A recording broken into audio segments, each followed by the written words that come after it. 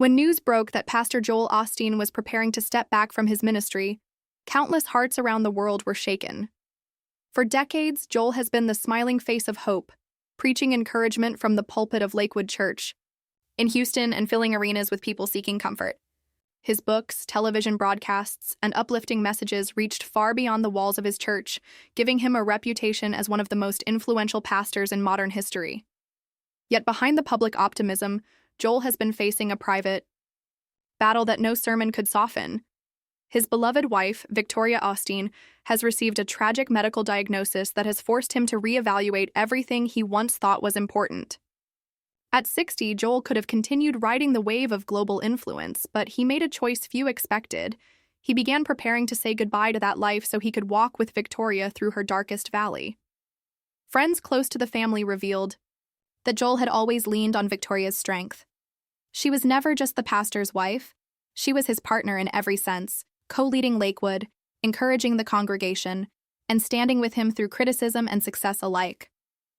To see her health decline was not just painful, it was unbearable. Joel admitted that when the doctors shared the news, his world stopped.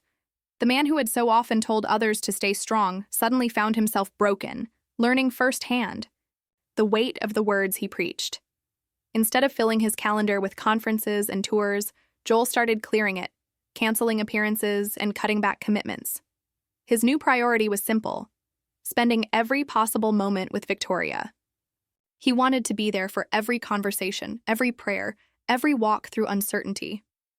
Their children, Jonathan and Alexandra, also gathered close, determined to treasure whatever time was given.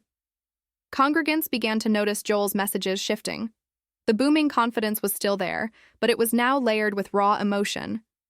He spoke less about worldly success and more about cherishing people while you have them. He reminded listeners that faith isn't about avoiding hardship, but about enduring it with love and courage.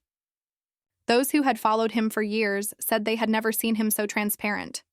What truly stunned many was his decision to prepare a gradual farewell from leadership. Joel told his inner circle that while the church was his calling, Victoria was his life, and no stage or spotlight could compare to holding her hand through this storm. For a man who built his career on lifting others, it was humbling to admit he needed to step away to care for his own family. Still, he didn't see it as an ending, only a redirection of his purpose. Supporters across the world began pouring out prayers and words of encouragement, knowing that this chapter would test Joel in ways no sermon ever could. For them, watching him live out his own message was more powerful than any book or broadcast. As painful as it was, Joel showed that true faith is not about escaping suffering, but about standing in love when everything feels uncertain. His goodbye to public ministry is not just the closing of a career, it is the opening of a deeper, more personal journey, one built on devotion to his wife and family. In choosing love over the pulpit, Joel Osteen reminded the world that behind every leader is a human being, and behind every platform is a heart that beats for those closest to it.